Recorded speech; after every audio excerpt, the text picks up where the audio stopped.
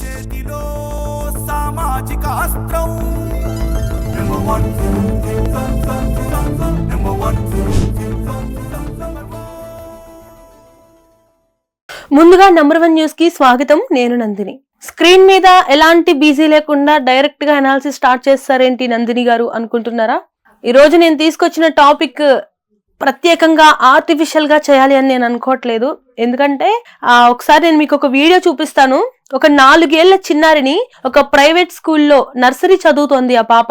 ఒక ప్రైవేట్ స్కూల్లో ఆ స్కూల్లో ఉండే ఆయా ఎవరైతే ఉన్నారో ఆవిడ ఈ చిన్న పాపని, నాకు తెలిసి ఆ వీడియో చూస్తే నాకు అర్థమైంది ఏంటంటే తను నీళ్లు పోసుకోవటమో సమ్ డ్రెస్ మీద ఏదో తడిచిపోవటమో జరిగినట్టుంది. సో ఈ క్రమంలో ఆ ఆయా ఎవరైతే ఉన్నారో పెద్దావిడే, దగ్గరగా ఒక 50 years అట్లా ఉంటాయి. ఆవిడ ఈ పాపని ఇష్టం వచ్చినట్టుగా ఆ డ్రెస్ చేంజ్ చేసే ఆ క్రమంలో ఇష్టం వచ్చినట్టుగా ఆ పాపని తిడుతూ కొడుతూ గొంతు నులుముతూ ఆ పెద్దావిడ ఆ పాప కాళ్ళ మీద ఈవిడ నుంచుని 4 ఏళ్ల చిన్నారి మీద 50 సంవత్సరాల ముసలావిడ అలా నుంచుని నిలబడిపోయింది. గొంతు మీద కాళ్ళేసి నిలబడిపోయింది.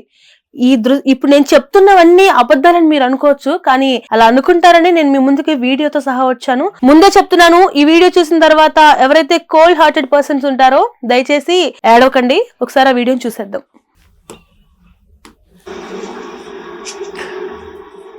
చిన్న పాప ఆయా తీసుకుని వస్తున్నారు బయటికి.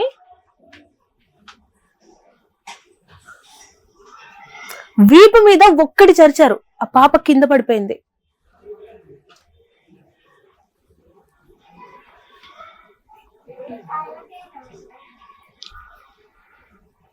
హెడ్ అంతా తుడుస్తున్నారు.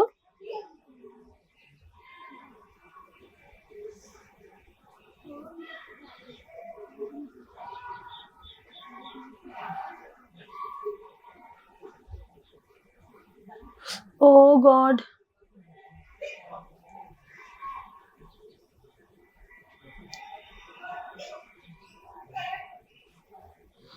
అసలు ఒక చిన్న పిల్లతో బిహేవ్ చేసే విధానమేనా ఇది?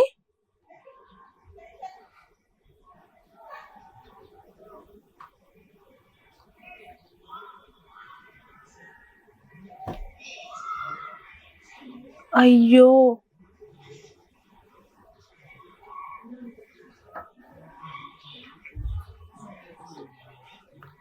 అరే అసలు చూడండి, ఒక బొమ్మని గనక ఇలా గిరా తిప్పినట్టుగా అసలు ఎలా ఆడి పడేస్తుందో ఆ పాపను. అయ్యా,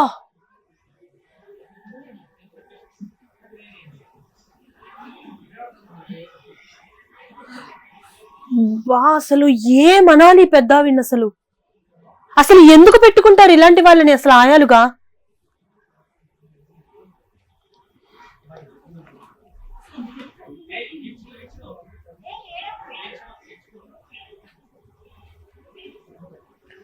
అసలు ఎంత క్యూట్ గా ఉందో ఆ బుజ్జి తల్లి.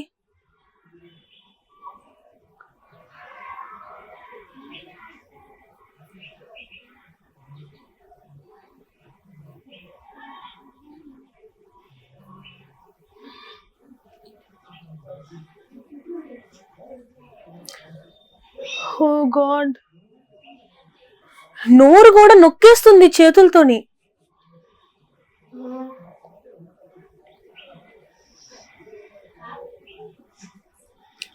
అబ్బా,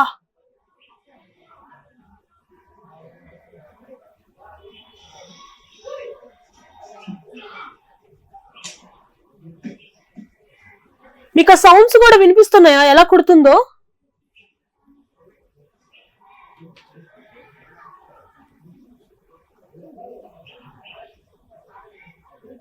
గొంతు నులిమేస్తుంది.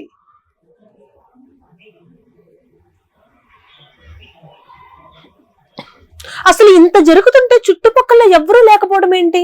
ఎవరు లేని చోటకి అసలు ఆ పాపను తీసుకెళ్లడం ఏంటి?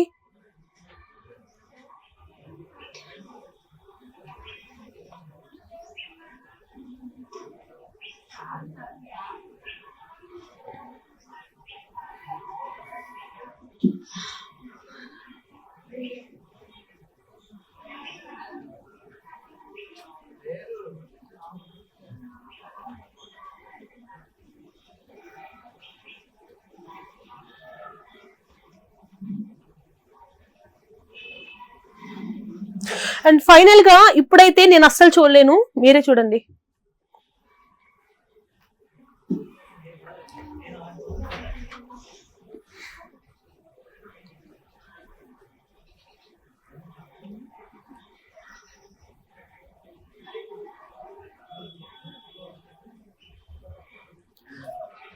ఆ పాప గొంతు మీద కాళ్ళు పెట్టి నుంచుంటుంది. ఇప్పుడు చూడండి, పొట్ట మీద కాళ్ళు పెట్టింది, తొక్కుతుంది, గొంతు మీద కాళ్ళు పెట్టింది. అండ్ ఫైనల్ గా అసలు ఈ వీడియో నేను ఇప్పుడు ఎందుకు చేయాలనుకుంటున్నానంటే, అక్కడ అంత రాద్ధాంతం జరుగుతుంది. ఒక చిన్న పిల్ల నిస్సహాయంగా, ఆ బుజ్జి తల్లి అసలు కనీసం తను డిఫెండ్ కూడా చేయలేదు, ఏడవలేని పరిస్థితి. ఎందుకంటే ఏడిస్తే ఇంకా కొట్టుద్దేమో, ఇంకా కొడుతుందేమో ఆ ముసలావిడ అన్న భయం. అసలు పేరెంట్స్ అలాగే ఆ స్కూల్ యాజమాన్యం ఎవరైతే ఉన్నారో ఇలాంటి వాళ్ళని ఎందుకు అసలు మీరు స్టాఫ్ కు ఎందుకు తీసుకుంటున్నారు? ఫస్ట్ నేను ఇక్కడ మాట్లాడాలి అనుకుంటుంది అక్కడ కొట్టిన ఆయాని కాదు, ఇంకెవరి గురించి కాదు, ఆ వీడియో తీసారు కదా ఒక పర్సన్, ఆ పర్సన్ గురించి మాట్లాడాలనుకుంటున్నాను. అంతసేపు వీడియో తీసే బదులు అట్లీస్ట్ మీరు ఒక్క అడుగు వెళ్ళి ఆ పాపని మీరు ఆపుండొచ్చు కదా, ఆ పాపని మీరు దగ్గరికి తీసుకుని ఉండొచ్చు కదా, ఆ ఆయమ్మను ఆపుండొచ్చు కదా. అంత నరకం పడుతుందే పాప మా చిన్ని తల్లి. మీకు కనీసం ఆపాలన్న ఆలోచన కూడా రాలేదా? వీడియో తీసుకున్నారా దేనికి? ట్విట్టర్ లో పెట్టుకుని, ఇన్స్టాగ్రామ్ లో పెట్టుకుని, ఫేస్బుక్ లో పెట్టుకుని వ్యూస్ సంపాదించుకోవడం కోసమా, లైక్స్ కోసమా, దాని ద్వారా వచ్చే మనీ కోసమా, ఫేమస్ అవడం కోసమా, మీ అకౌంట్ రీచ్ కోసమా? అసలు ఎంత మాత్రమైన బుద్ధి ఉందా మీకు? ఆ పాప అంత హింస పడుతుంది అక్కడ. కనీసం గబ్బగబ్బా దగ్గరికి వెళ్ళి ఆ పాపను తీసుకుని దగ్గర పెట్టుకుని తీసుకెళ్లి వాళ్ళ అమ్మ వాళ్ళకి అప్పచెప్పి, అదే స్కూల్లో కదా, అదే స్కూల్ ప్రిన్సిపల్ దగ్గరికి వెళ్ళి ఇలా చేస్తుంది, ఇలా కొట్టేస్తుంది అని చెప్పేసి చెప్తే ఎంత బాగుంటది, ఆ పిల్ల ఎంత సేఫ్ అవ్వుద్ది. మినిమం ఆలోచన కూడా రాలేదా మీకు? అలాగే ఇప్పుడు ఇది ఏదైతే హైదరాబాద్ లో జరిగింది, హైదరాబాద్ ఒక ప్రైవేట్ స్కూల్లో జరిగింది అనమాట ఇది. ఆ పాప పేరు ధరిత్రి. వీళ్ళు ఒడిస్సా నుంచి ఫ్యామిలీ మొత్తం వచ్చారనమాట. అంటే తల్లి, తండ్రి, ఈ ధరిత్రి ఎవరైతే ఉన్నారో, ఆ తల్లి ఎవరైతే ఉన్నారో ఆవిడ ఆ స్కూల్లో, ఇప్పుడు ఈ పాపని కొట్టారు కదా అదే స్కూల్లో ఆవిడ ఇంకో ఆయాగా పనిచేస్తున్నారు. సో ఈ పాపను కూడా అక్కడే నర్సరీలో జాయిన్ చేశారు. మీ అందరికీ తెలిసిందే, ప్రైవేట్ స్కూల్స్ లో వర్క్ చేస్తుంటే అది ఆయా అవ్వచ్చు, టీచర్స్ అవ్వచ్చు, లేకపోతే రిమైనింగ్ స్టాఫ్ ఎవరైనా అవ్వచ్చు. ప్రైవేట్ స్కూల్లో మదర్ వర్క్ చేస్తుంటే అదే స్కూల్లో పిల్లల్ని కనుక జాయిన్ చేస్తే వాళ్ళకి సగం ఫీజు అయితే కట్ చేస్తారు. ఏమో ఆ ఆలోచనతోటి నాకు తెలిసి ఆ పాపను కూడా తన దగ్గరే ఉంటుందని చెప్పేసి ఆ స్కూల్లో జాయిన్ చేసి ఉండొచ్చు. అయితే ఇప్పుడు ఈ వీడియో ఉంది కదా, ఈ వీడియోని ఆ వీడియో తీసిన పర్సన్ ఎవరైతే ఉన్నారో వాళ్ళ మదర్ కి తీసుకెళ్లి చూపించారంట, ఇలా జరిగింది అని చెప్పేసి ఆ వీడియో వాళ్ళ అమ్మకి చూపిస్తే ఆవిడ అసలు ఆ వీడియో చూసి తట్టుకోలేక చెలించిపోయి డైరెక్ట్ గా ప్రిన్సిపాల్ దగ్గరికి వెళ్ళి ఆ వీడియోని చూపించి ఇలాగ హింస పెట్టింది, నా కూతుర్ని ఇలా కొట్టింది అని చెప్పేసి వాళ్ళ మదర్ రోధించిందంట, మొర పెట్టుకుందంట, ఇలా కొట్టారు అని చెప్పేసి కంప్లైంట్ రేస్ చేసిందంట. కానీ ఆ ప్రిన్సిపల్ అక్కడ ఏమన్నాడో తెలుసా? ఇదేం పెద్ద విషయం కాదు కదా, ఇది ఇంత చిన్న విషయాన్ని కూడా మీరు ఎందుకు ఇంత రచ్చ చేస్తున్నారు, దీనికి కంప్లైంట్స్ దాకా ఎందుకు వెళ్తున్నారు అని చెప్పేసి తీసి పడేశారంట ఆ స్కూల్ ప్రిన్సిపల్. ఆ స్కూల్ గురించి ఇక్కడ నేను ప్రస్తావించకూడదు, అంటే ఆ పేరు నేను చెప్పకూడదు కాబట్టి నేను ఇక్కడ ఓపెన్ అవ్వలేకపోతున్నాను. ఆ స్కూల్ ప్రిన్సిపల్ ని నేను అడగాలనుకుంటున్నాను. ఇప్పుడు ఆ పాప నర్సరీ అంటే మీ దగ్గర స్కూల్ అంటే మినిమం చిన్న చిన్న పిల్లలే ఉంటారు. ఆ వాళ్ళ తల్లి వచ్చి మీ దగ్గరికి ఇలాగ జరిగిందని కంప్లైంట్ చెప్పినప్పుడు ఆ ఆయమ్మ ఇలా చేసింది అని చెప్పేసి ఆవిడ బాధపడుతూ మీ దగ్గర తన బాధని వెళ్ళబుచ్చుకున్నప్పుడు మీరేం చేయాలి? ఇదా మీరు అక్కడ రియాక్ట్ అయ్యే పద్ధతి? నిజంగా మీరు ప్రిన్సిపలేనా? ఎంత చదువుకుంటే ప్రిన్సిపల్ దాకా, ప్రిన్సిపల్ పోస్ట్ కి మీరు వస్తారు? నేను ఈ రోజు చెప్తున్నాను, మీరు అసలు ఆ పోస్ట్ కి ఎందుకు కూడా అసలు అనర్హులు, మీరు అసలు అనర్హులు అంతే. మిమ్మల్ని అయితే ఖచ్చితంగా అసలు మీ స్కూల్ నే క్లోజ్ చేసి మిమ్మల్ని అయితే బయటికి పంపించేయాలి అన్నది నా ఆలోచన. అసలు ఏంటి సార్, మినిమం అంటే మినిమం కామన్ సెన్స్ ఉండాలి కదా. ఒక చిన్న పిల్లని అంత దారుణంగా మీ స్కూల్లో పనిచేసి ఇంకొక ఆయ అలా కొట్టింది అంటే దానికి మీరిచ్చే రియాక్షన్ ఇదా? అలాగే ఈ తల్లి ఎవరైతే ఉన్నారో ఆమె వాళ్ళ బ్రదర్ కి చెప్పి ఇలా జరిగింది అని చెప్పేసి వాళ్ళ బ్రదర్ కూడా చెప్తే వాళ్ళ బ్రదర్ కూడా వచ్చి ఈ ప్రిన్సిపల్ అడిగాడంట. అడిగితే ఈయన చెప్పిన మాట ఏంటి? మళ్ళీ ఇదే, ఎందుకు మీరు అసలు ఇప్పుడు వరకు మా స్కూల్లో ఒక్క కంప్లైంట్ కూడా రాలేదు, మీరే తీసుకొస్తున్నారు, అసలు ఇలాంటి మా స్కూల్లో జరగవు, అదే ఉన్న పెద్ద విషయమా అని చెప్పేసి అడిగారంట. బుద్ధుందా మీకు? అసలు ఎంత మాత్రమైన బుద్ధుందా అని అడుగుతున్నాను ప్రిన్సిపల్ మిమ్మల్ని. అండ్ ఇక్కడ ఇంకొకటి తీసుకుందాం. ఈ మొత్తం వీడియోని నడిపించిన ఆ పెద్దావిడ అని కూడా నేను ప్రస్తావించాలనుకోవట్లేదు, ఆవిడ గురించి మాట్లాడదాం అనుకుంటున్నాను.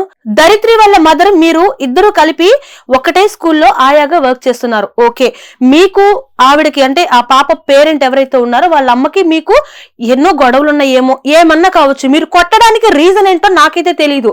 కానీ ఒక చంటి బిడ్డను, ఒక చిన్న తల్లిని, ఒక చంటి బిడ్డను, ఒక చిన్న పిల్లని అంత విధంగా అంత ఘోరంగా కొట్టడానికి మీకు అసలు మనసు ఎలా వచ్చిందమ్మా? అసలు కొంచెం కూడా, అంటే మీరు ఆడవారు కదా, అమ్మాతనం ఉంటుంది కదా. అసలు ఒక చిన్న పిల్లని చూస్తే ఎవరైనా గాని అంటే ఆ వయసులో ఉన్న పిల్లల్ని ఎవరైనా చూస్తే ప్రేమగా దగ్గరకు తీసుకుని హత్తుకుంటారు. అంటే వాళ్ళ ముద్దు మాటలు గాని, లేకపోతే వాళ్ళు బిహేవ్ చేసే ఆ చిన్న అల్లర్లు గాని చాలా అంటే చాలా కేరింతలు పుట్టిస్తాయి, ఎంతో ఆహ్లాదాన్ని కలిగిస్తాయి. కానీ మీరు అసలు అలా ఎలా కొట్టేశారండి? ఖచ్చితంగా దేవుడు మీకు కూడా పిల్లల్ని ఇచ్చే ఉంటాడు కదా, ఆ పిల్లల్ని కూడా వేరే వాళ్ళు ఇలాగే ఇబ్బంది పెడితే మీకు ఎలా అనిపిస్తుంది? ఆ పాపని అంత దారుణంగా హింసిస్తున్నప్పుడు మీకు కనీసం అనిపించలేదా? మీ తల్లి హృదయం ఇంత కూడా అసలు చలించలేదా? ఎందుకు అంత ఘోరంగా అసలు మీరు ఎందుకు అలా ఎలా బిహేవ్ చేయగలిగారు? అలాగే ఇప్పుడు నేను వ్యూవర్స్ ని కొన్ని అడగాలనుకుంటున్నాను. మార్నింగ్ నుంచి కూడా సమంత వివాహం, సమంత పెళ్లి చేసుకుంది, ఇదే న్యూస్ ఏ ఛానల్లో చూసినా ఒక్కళ్ళు కూడా, ఏదో పెద్ద ఛానల్స్ ఒక 2 మాత్రమే ఈ వీడియోని కవర్ చేస్తూ దీని మీద న్యూస్ వేసినాయి. మిగిలిన ఛానల్స్ ఎందులో కూడా అసలు ఈ వీడియో గురించి, ఆ పాప గురించి చిన్న షార్ట్, ఒక చిన్న స్క్రోలింగ్ కూడా రాలేదు. అంటే ఇంతకంటే దౌర్భాగ్యం ఇంకొకటి ఉండదండి. టీఆర్పీ కోసం అంటే ప్రతిదీ కూడా టీఆర్పీ కోసమే కాదు, కొన్ని న్యాయం కోసం కూడా చేయాలి. ఫైనల్ గా ఈ వీడియో ఎప్పుడైతే సోషల్ మీడియాలోకి వచ్చిందో పోలీసులు అయితే దీనిపైన యాక్షన్ తీసుకున్నారు. అసలు ఏం జరిగిందని చెప్పేసి అయితే దానికి సంబంధించిన విచారణ అయితే మొదలు పెట్టారు. ప్రిన్సిపల్ ని కూడా కలవడం జరిగింది, అలాగే స్కూల్ కూడా వెళ్ళడం జరిగింది, మొత్తం అంతా గమనించడం జరిగింది. విచారణ అయితే కొనసాగుతుంది. ఖచ్చితంగా తప్పు ఎవరిదైనా కానీ, అంటే వాళ్ళకి ఎన్నైనా ఉండని, ఒక చిన్న పిల్లని ఇంత దారుణంగా హింసించడం అనేది చాలా అంటే చాలా పెద్ద తప్పు. దీనికి చాలా కఠినమైన శిక్షలు కూడా ఉన్నాయి అన్న సంగతి ఆవిడకి తెలుసోలేదో ఖచ్చితంగా నేనైతే అనుకుంటున్నాను, ఖచ్చితంగా ఈ వీడియో చూసిన తర్వాత కొంతమంది నెటిజన్లు అయితే ఖచ్చితంగా ఆ ముసలావిడ్ని శిక్షించాలి, ఘోరంగా శిక్షించాలి, కఠినంగా శిక్షించాలి అని అయితే కామెంట్స్ మీద కామెంట్స్ పెడుతున్నారు. సో ఈ వీడియో మీద మీ అభిప్రాయాన్ని, అలాగే ఆ ఆయా ఎవరైతే ఉన్నారో ఆవిడకి ఎలాంటి శిక్ష పడితే బాగుంటుంది అనుకుంటున్నారో, అసలు ఈ కేసులో ఏం జరిగితే న్యాయం జరుగుతుంది అని మీరు అనుకుంటున్నారో మీ అభిప్రాయాన్ని కామెంట్ రూపంలో తెలియచేయండి. నంబర్ 1 న్యూస్ ని సబ్స్క్రైబ్ చేసుకోండి. Thank you.